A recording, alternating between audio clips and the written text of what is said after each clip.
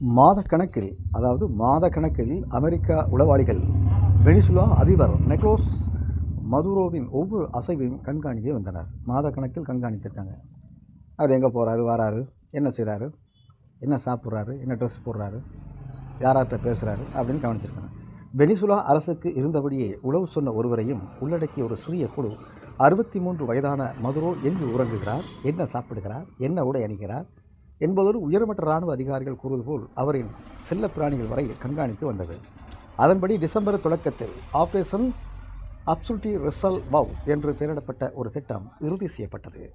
இது பல மாதங்கள் நீடித்த நுட்பமான திட்டமிடல் மற்றும் ஒத்திகைகளின் விளைவாகும். இந்த ஒத்திகையில் அமெரிக்க படையினர் தாங்கள் நுழைய வேண்டிய வழிகளை பயிற்சி செய்வதற்கு மதுரோவின் காரகாஸ் பாதுகாப்பு இல்லத்தில் உண்மையான முழு அளவிலான பிராந்தியம் உருவாக்கியிருக்கின்றனர். பனிப்போருக்கு பிறகு இல்லாத வகையில் லத்தீன் அமெரிக்காவில் அசாதாரணமான அமெரிக்க இராணுவம் தலையீட்டுக்கு வழிவகுத்த அந்த திட்டம் மிகவும் ரகசியமாக பாதுகாக்கப்பட்டது.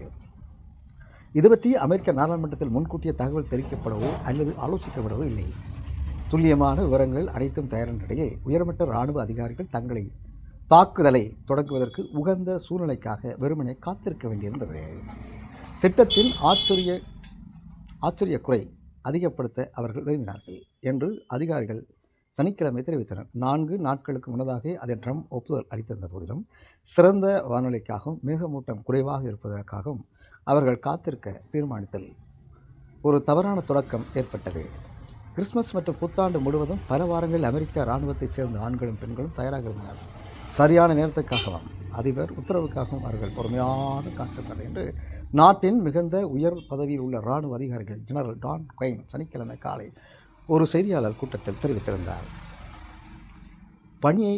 பணியை தொடங்குவதற்கான உத்தரவு அதிபரிடந்து இறுதியாக வெள்ளிக்கிழமை இரவு 10:46 கிழக்கு நேர மண்டலம் வந்தது.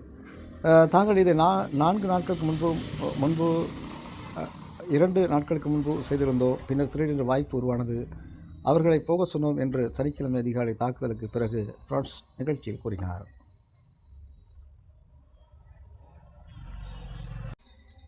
ஓர் அசாத்திய நடவடிக்கை. அமெரிக்கா சிறப்பு படைகள் வெனிசுலா அதிபர் மற்றும் மனைவி அவர்களை கடத்தி சென்றது, அதை சிறைப்பிடித்து சென்றது கைது செய்தனர். இது அவர் நியூயார்க்கு அழைத்து செல்லப்பட்டார். போதைப்பொருள் கடத்தல் குற்றச்சாட்டு விசாரிக்கப்படுவார்.